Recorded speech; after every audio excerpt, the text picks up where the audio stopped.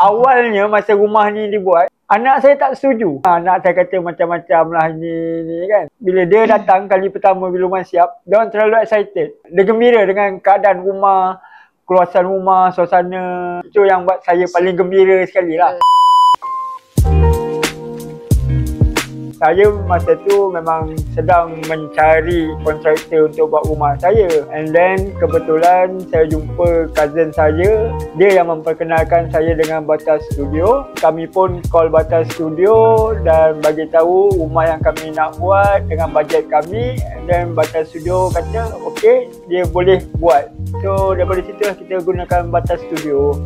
Alhamdulillah lah, berpuas hati lah, sangat-sangat berpuas hati. Saya pun mengikuti daripada awal, daripada makin tapak lagi sampai habis siap lah semua. Bangga jugalah sebab design yang saya buat selama ni dan di-adjust lah oleh arkitek Batas Studio ni. Jadi dia collaboration of my idea and architecture daripada Batas Studio. Dia hasilnya tu sangat lebih pada puas hati. Kombinasi isteri saya dan pembinaan Batas Studio, akhirnya kami telah dapat rumah yang kami idamkan selama ni. So far tak ada hidden cost. Kalau ada hidden cost pun kami akan bertanya dan bila dibagi penjelasan kami terima dengan puas hati lah kan.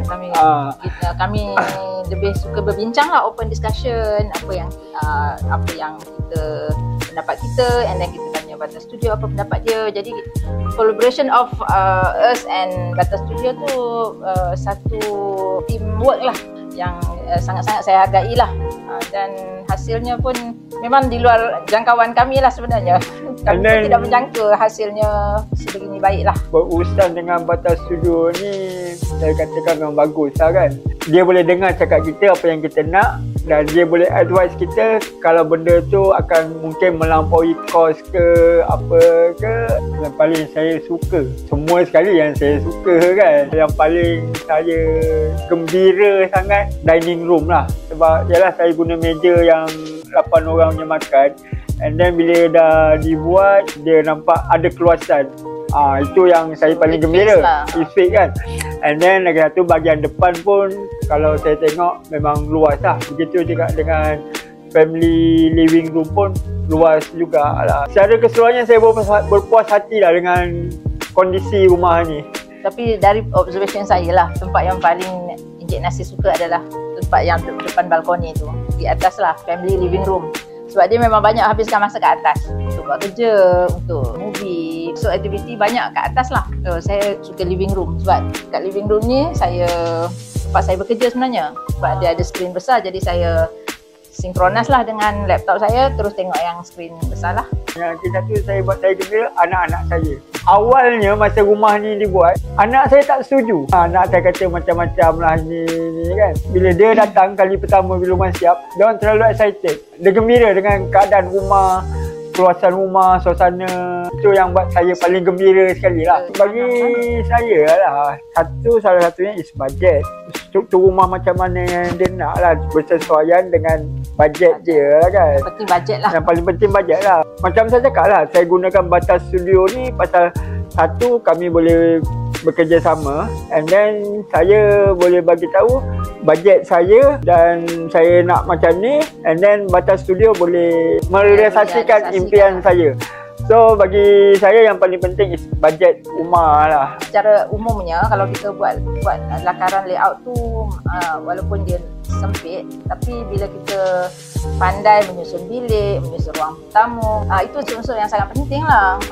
Jadi rumah kita pun nampak macam taklah sempit walaupun dia 800 square feet, contohlah 850 square feet.